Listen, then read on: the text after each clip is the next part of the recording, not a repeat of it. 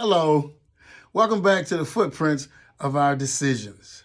Now, I've been talking a lot about Jabez. Jabez, my younger years. Jabez in a storm with my mother. So I'm going to kind of get to the next chapter to explain a little bit about this Jabez. My reasons for the acknowledgement of Jabez. In the Bible, Jabez's mother bore him in pain. It was said his birth was a difficult one. For this reason, his mother named him Jabez, which means he makes sorrowful.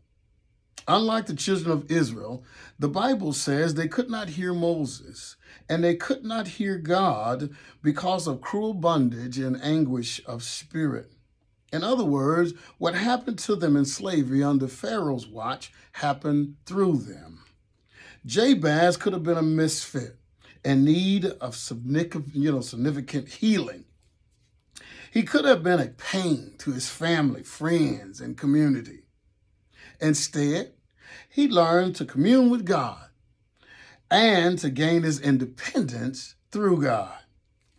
When your name comes from pain, nothing remains the same. After asking my mother where she got my name from, I can still hear her answer. I didn't have a name for you when you were born. After my pain of having you, I just asked the first nurse I saw, "Do you have any boys?" That's how you got your name. Her answer affected me for years. However, I didn't tell anyone. I simply drew closer to God. In my communing with Him, I tried to see the bright side of my name without a party filled with pity. The name Darnell is an Anglo-Saxon name. The name was originally given to a grower of darnel, a plant believed to induce intoxication. The name's origins are Old French. The word darnel is the French name for this plant. Darnell's meaning in Hindu is an amazing Hindu boy. It's a quite popular name among Hindus living in India. Darnell is mentioned in a biblical parable in the Gospel of Matthew. When farmers were told to let the wheat and darnel grow together, they were only to separate them at harvest time. When the darnel distinguished itself as a weed different from the wheat, noticeably by its darker seeds, well, God, I guess I have special permission from my mother to smoke grass, wear a Hindu outfit while doing it, and then a funny thing happened.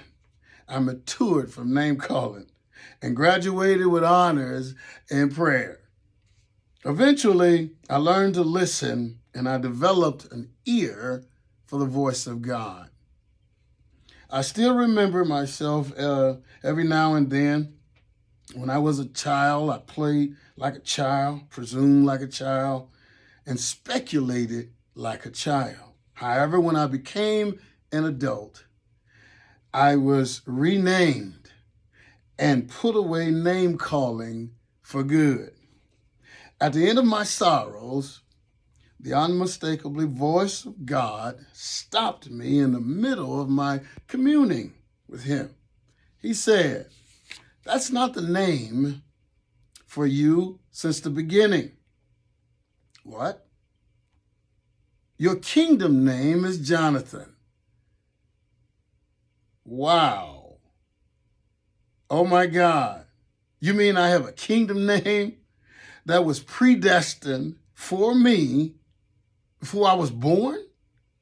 My conversation with El Shaddai gave me a new motivation in my prayer life during my times of communing, a new journey filled with newfound hope, trust, and faith.